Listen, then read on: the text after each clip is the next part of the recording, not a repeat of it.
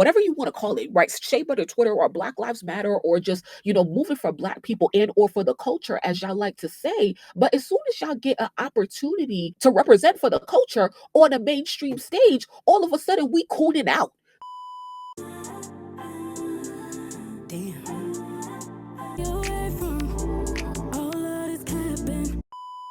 I cannot wait to hear what you guys have to say about the show. I just have a lot of thoughts on how these celebrities who tell us that they care so much about and our struggles and stuff like that, when they pop out and, show niggas for the corporation. But before we do that, make sure that you guys subscribe and like the video as well. If you're new to the channel or if you've been here before, I truly appreciate everyone's support on my latest videos on the business aspect of the music industry of hip hop and the political structure that really controls how all of these artists move. Let me tell you guys what are my positives and negatives. So I enjoyed Samuel L. Jackson. This was the first time in my watching of a halftime show that it was a non-musical act on stage as a guest, like it was an actor. And so I thought that that was really cool. Kendrick's breath control is A1. I'm very impressed with that. I loved like the different stages, the different levels. I really don't even know how to explain because there were different levels of the stage. As you can see here, over there, this whole big thing. I just wonder how like that really works. That was the highlight for me. Seeing Serena Williams crip walking on Drake's grave. I know she is getting murked right now on social media for doing that. And I probably, if I have people break it down for me, I could probably see both sides of the argument. In my honest opinion, without hearing anyone else's opinions, I thought that it was very well deserved. I think it was a gag, number one, for Serena Williams to be crip walking on Drake's grave. And number two, I think that it's well deserved because, and this is why, like, I'll give Kendrick credit on this or Drake's ops on this, whatever you want to call it, because, Drake has said a lot of slick stuff and he has trolled his exes in his music and stuff like that. But it makes me understand when I look at, the way that Drake has treated like women in his life, like Serena Williams and Rihanna, both talking about them and or their relationships after moving on with him. Like, I think that that's really inappropriate. And so, like, this is her getting her lick back. So I'm kind of here for it. I can't complain. Now, for my negatives, some of Kendrick Lamar's dancers look like inmates. If you see the ones that are wearing denim, see here, look in the back, like, that's one of the things about me, y'all. Like, I said this for the barbs who know when we talked about like Nicki on tour. I absolutely hated seeing Nicki in denim. I just hate seeing anybody performing in denim. Like, it just gives low budget. You literally look like you're in prison, like wearing inmates clothing. Oh, the number one thing I really did not enjoy, and it was very obvious as soon as the performance started, is I don't enjoy seeing these people in red, white, and blue. And that's where I'm gonna have to bring in the parallels on Kendrick and Beyonce. You guys are artists who, whatever you want to call it, right? Shea Butter Twitter or Black Lives Matter or just, moving for Black people and or for the culture, as y'all like to say. But as soon as y'all get an opportunity to represent for the culture on a mainstream stage, all of a sudden we cooning out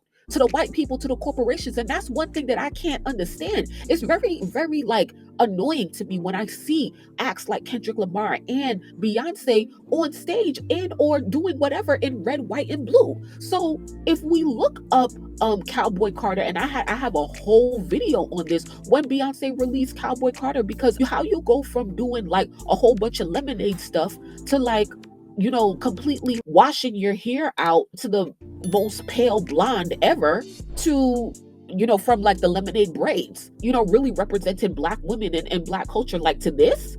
It's not even blonde. This shit is white. This shit is gray. This shit is white. And so it's real interesting how you come from that, right? Here is Beyonce last weekend at the Grammys in this platinum blonde wig. But guess what? Here is Beyonce campaigning for Kamala Harris. And look at the color of her wig here.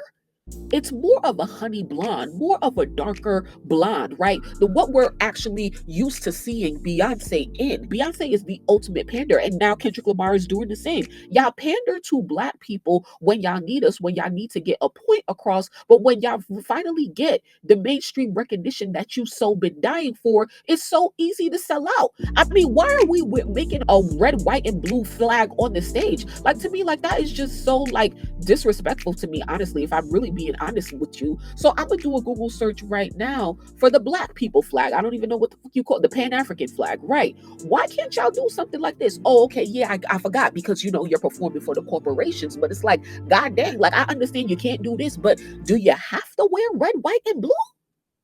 Does it have to be that? Can you wear any other colors? And I know that the Super Bowl is a national event, the biggest national event, but do you have to be so patriotic, especially in the political climate that we are in right now, with having a racist, xenophobic, oligarchist president that is trying to do an ethnic cleansing on our culture? And you are supposed to be for the culture. And then Trump is there tonight. It's too much hypocrisy for me, for people who claim that they do this for the culture. You could do it for the culture, but why it gotta be in red, white, and blue when you've been screaming Black Lives Matter? And I get it, we're all American, but this is the stage to use your platform to make a statement on.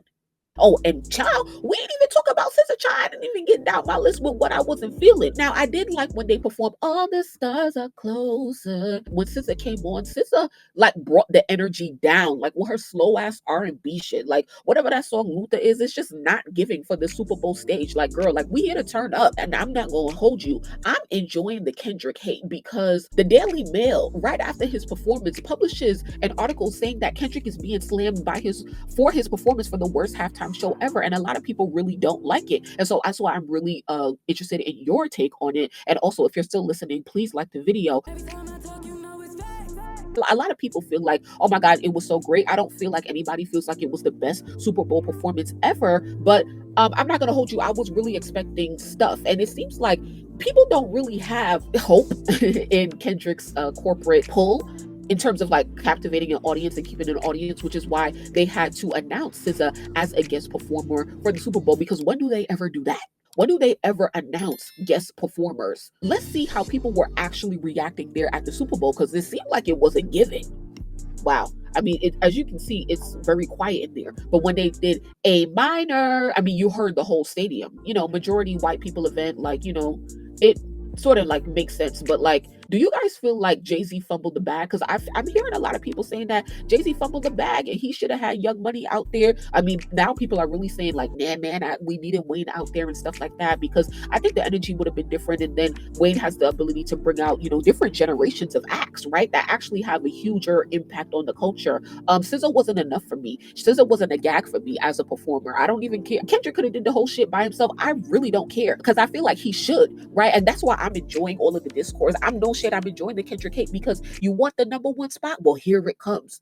It don't come easy. It doesn't come without criticism. And so people are going to have something to say. I understand that you can't really please all audiences, and no rappers really headline like the Super Bowl. Yo, I so appreciate you if you're still here, because, bro, this is when we're going to get into some uncensored things. We know that a couple of days ago, Kendrick's setlist leaked. Academics admits to leaking the set list or getting it from someone who is a fan of him, who works at the stadium or whatever. He was going in. Yo, first of all, he's gone wasted. He literally says the dude who leaked the performance, who worked there, is a chat nigga, meaning he an academics fan, meaning he gotta be on Drake's side, right? I do feel like this is kind of nasty though, like admitting that you leak somebody's performance. Like, I feel like people don't have COUTH because you can't spell it either. No coots, no respect. Now, anyway, yo, Drake already responded, my nigga. Drake's legal team has released a new statement regarding the lawsuit against UMG over Not Like Us. Now, this is reported 10:41 p.m. on Sunday, February 9th. And so let's hear what it says. UMG is masquerading as a champion of artistic freedom by calling its actions merely entertainment. But there is nothing entertaining about pedophilia or child abuse in the real world. We are confident that the evidence will present at trial, including information we've already learned and continue to receive since filing the lawsuit, will expose UMG's gross prioritization of its own corporate profits and executive bonuses over its exclusively signed artists' well-being and the truth. Man, so this is coming from the New York Times, man. I feel like I was sort of gagged that like Kendrick said Drake's name, like say Drake. And then during the performance, he was saying, I want to perform your favorite song, but niggas is suing or whatever. People are suing or whatever. So, I thought he took his little shots here and there. I don't think that it was too much. So, yeah, let me know in the comments how you guys feel about Kendrick's performance. Definitely keep it, keep it cute, keep it respectful, keep it non-biased as possible or whatever. Please like the video. I really hope you enjoyed the conversation. And I hope to see you in the next one. Peace.